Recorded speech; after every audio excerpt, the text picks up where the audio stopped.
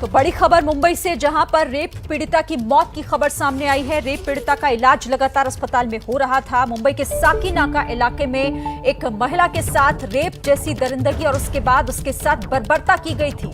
अस्पताल में इलाज के लिए एडमिट कराया गया। कोशिश हो रही थी कि पीड़िता को बचाया जा सके, लेकिन यह मुमकिन नहीं हुआ और मौत हो गई है इलाज के दौरान पीड़िता की। एक आरोपी को इस मामले में अभी तक गिरफ्तार किया जा चुका है। उसे कोर्ट में पेश करने की भी तैयारी हो रही है। 3 तस्वीरें इस पूरे मामले से जुड़ी आप देख लीजिए, क्योंकि निर्भया जैसा एक और मामला, एक और दरिंदगी हुई है मुंबई में। ये बड़ी खबर, रेप पीड़िता की मौत अब हो चुकी है। साथ ही इसके अलावा जो तीसरी तस्वीर आप देख रहे हैं, वो तस्वीर उस शख्स की है जो इस मामले में गिरफ्तार हुआ है। एक आरोपी को अब तक गिरफ्तार किया जा चुका है। एक सीसीटीवी फुटेज के आधार पर पुलिस इस तफ्तीश को आगे बढ़ा रही है। अभी कुछ और पहलू भी इसमें सामने निकल कर आ सकते हैं, लेकिन आपको यह भी बता दें कि इंतजार पुलिस इस बात का भी कर रही थी कि जैसे ही पीड़िता को होश आता है उसका बयान दर्ज किया जाएगा, लेकिन ऐसा हो नहीं पाया। उससे पहले ही पीड़िता की मौत हो गई। जितेंद्र दीक्षित और सूरज ओझा मेरे 2 सहयोगी मेरे साथ हैं। सूरज, कोई और इंफॉर्मेशन आपको मिल रही है?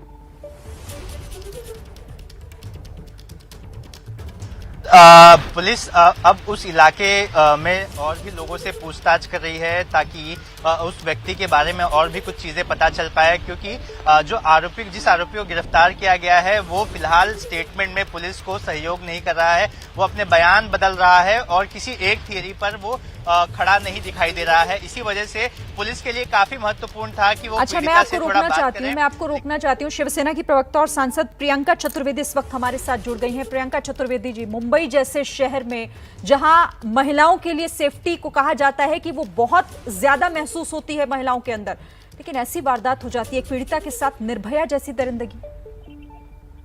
जो हुआ है बहुत ही दुर्भाग्यपूर्ण रहा है और मुंबई जैसे शहर में होना ये सच में हम सबके आत्मविश्वास को झकझोर देता है। पर सही बात ये भी है कि जो मुंबई पुलिस है उन्होंने सीसीटीवी के माध्यम से उन अक्यूज को पकड़ा है।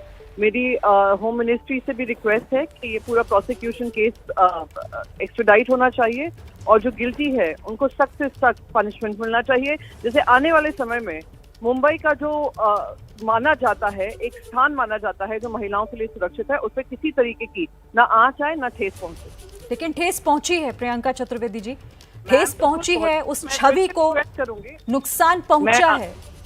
बिल्कुल बिल्कुल नुकसान पहुंचा है। मैं उससे बिल्कुल भी अपने आप को बचाने की कोशिश नहीं कर रही हूँ, ना सरकार को बचाने की कोशिश कर रही हूँ। पर मैं आपको ये भी अवगत कराना चाह रही हूँ कि हमने जैसे ही ये सामने आया है कि उस पर कार्रवाई हुई है और उस कार्रवाई को लेकर हम इंश्योर करेंगे कि सिवियरेस्ट जो पनिशमेंट होता है इनको दिया जाए। कल ये मामला सामने आया था, क्या कुछ किया गया अब तक आपकी तरफ से, आपकी सरकार की तरफ से?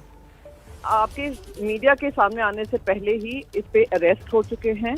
वो जो महिला थी उनको अस्पताल लेकर जाया गया था और जो अरेस्ट किया गया है उनसे पूछताछ हो रही है। एक फुल प्रूफ केस बनेगा। उस फुल प्रूफ केस के अंतर्गत प्रोसिक्यूशन को एक्सट्राडाइट किया जाएगा और पनिशमेंट जहां तक हमारी मांग होगी और सरकार की मांग होगी, कोर्ट से हम यही मांग करेंगे कि सिवियरेस्ट पनिशमेंट इनको दिया जाए। लेकिन प्रियंका चतुर्वेदी, आप इस बात को मानेंगे कि अब इस तस्वीर के सामने आने के बाद हर एक महिला के मन में यह सवाल आएगा कि क्या मुंबई जाना मेरे लिए सुरक्षित है? क्या मुंबई में इस तरीके से सड़कों पर बेफिक्र होकर घूमना सुरक्षित है? ये सवाल पूछना आपके लिए हो सकता है दिल्ली में बैठकर लाजमी हो, पर आप मुंबई की कोई भी महिला से पूछ सकती हैं। ये सवाल उनके मन में इसलिए नहीं होगा क्योंकि यहाँ पे कोई सरकार ने ऐसे लोगों का बचाव करने का काम नहीं किया है जो आरोपी हैं, या अपने किसी काम को लेकर उन्होंने सक्रियता नहीं बरती होगी, या किसी तरीके से ऐसी राजनीतिक संरक्षण के अंतर्गत हम लोग किसी तरीके का डिफेंस सामने लाने की कोशिश कर रहे हो। इसको हम राजनीति नहीं मानते हैं, इसको हम महिला से जुड़ा हुआ मुद्दा मांगते हैं और जो भी यहाँ पे गलत है उसके ऊपर कार्रवाई सख्त से सख्त की जाएगी विदाउट फियर ऑफ फेवर। हम उम्मीद करते हैं कि ऐसा होना भी चाहिए। बहुत शुक्रिया आपका हमारे साथ जुड़ने के लिए और इस बातचीत के लिए। तो देखिए, अब जिस तरह से ये घटना सामने आई है, जो ये वारदात हुई है, उसने वाकई एक बार फिर से सवाल तो उठा दिया है कि मुंबई में महिलाओं की सुरक्षा को लेकर क्या अब सोचे जाने की जरूरत है। सूरज, अब अपनी बात पूरी कीजिएगा। जी बिल्कुल, मैं यही बता रहा था कि किस तरह से पूरी वारदात हुई और अब जो आरोपी है, पुलिस का ऐसा कहना है कि वो जांच में सहयोग नहीं कर रहा है। वो बात नहीं बता रहा है कि किस वजह से दोनों में झगड़ा हुआ होगा और किस वजह से इसने इस तरह की क्रूरता को अंजाम दिया। लेकिन पुलिस अब सर्कमस्टेंशियल एविडेंस जमा कर रही है। पुलिस ने अक्यूज का भी डीएनए सैंपल लिया है ताकि उस इलाके में फॉरेंसिक टीम को ले जाया जा सके। फॉरेंसिक टीम ने वैसे भी जो टेम्पो है उसमें से कुछ सैंपल्स कलेक्ट किए हैं। इन सैंपल्स को फॉरेंसिक साइंस लेबोरेटरी कलीना में भेजा जाएगा, जहां पर इसकी जांच की जाएगी और दोनों वहां पर मौजूद थे उस वक्त। इस तरह के एविडेंस को जमा किया जाएगा ताकि आरोपी को जब ट्रायल के समय ये बात कोर्ट में जाए तो आरोपी को सजा दिलाने में आसानी हो। इसके अलावा पुलिस अगल बगल की सीसीटीवी फुटेज भी खंगाल रही है कि ये भी पता लगा जा सके कि महिला किस रूट से आई थी, कहां पर ये शख्स उसे मिला, उसके बाद क्या कुछ हुआ। क्योंकि जो भी कुछ हुआ बताया जा रहा है वो एक टेम्पो में हुआ जिसे कहीं भी कैप्चर करना मुश्किल था, तो वो सीसीटीवी में कैप्चर नहीं हुआ है। लेकिन सीसीटीवी में जो कैप्चर हुआ है कि टेम्पो में जाते हुए और ये आरोपी टेम्पो से निकलकर भागते हुए का फुटेज सामने आया है और उसी फुटेज के हिसाब से, उसी फुटेज की मदद से आरोपी को गिरफ्तार किया गया है।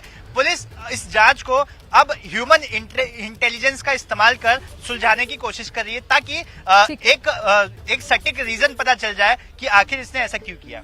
ठीक है, जितेंद्र भी मेरे साथ हैं। जितेंद्र, देखिए प्रियंका चतुर्वेदी भी हमारे साथ जुड़ी हुई थी। वो भले इस बात को नहीं मान रही हूं, लेकिन इस घटना के बाद हर लड़की के, हर महिला के मन में और उस महिला के परिवार के मन में ये सवाल तो आएगा कि क्या मुंबई भी सुरक्षित रही है अब?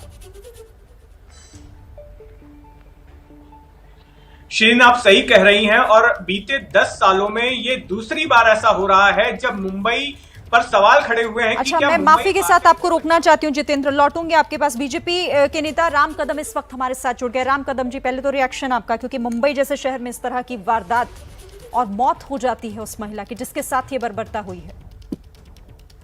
बहुत ही दुखद और दर्द भरी ये घटना है। दिल दहलाने वाली इस घटना से सारा देश आज दुखी है। सवाल यह उठता है बुनियादी कि विगत 2 वर्षों के काल में महाराष्ट्र के कई जिलों में, कई गांवों में इसी प्रकार की घटनाएं हो रही है और जिसके कारण कई जगहों पर महिलाओं की जान गई और उसी श्रृंखला में ये आज की भी एक घटना है। ये बार बार होने का क्या कारण है?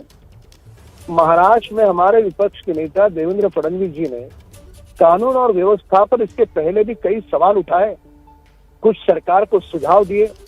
यदि सरकार महाराष्ट्र के उन सुझावों पर सकारात्मक से विचार करती, कुछ निर्णय लेती, तो शायद आज जिस महिला की जान गई है, जिस बर्बरता से गई है, जिस निर्दयता से, क्रूरता से उसकी हत्या की गई है एक प्रकार से, वह शायद बच जाती।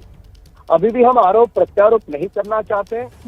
महाराष्ट्र की सरकार ने सूझबूझ के साथ इस पर कड़ी उपाय योजना उन्हें करनी होगी।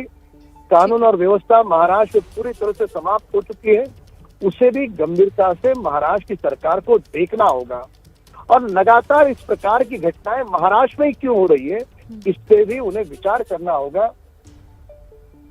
ठीक है राम कदम जी, शुक्रिया आपका हमारे साथ जुड़ने के लिए। और इस खबर पर जिस तरह से अब ये सामने आई है, इस पूरी वारदात को लेकर तो देखिए सवाल उठ ही रहे हैं, लेकिन दुखद और बेहद दर्दनाक ये खबर कि इस पीड़िता का, जिसके होश में आने का इंतजार सभी कर रहे थे, इलाज के दौरान उसने दम तोड़ दिया है।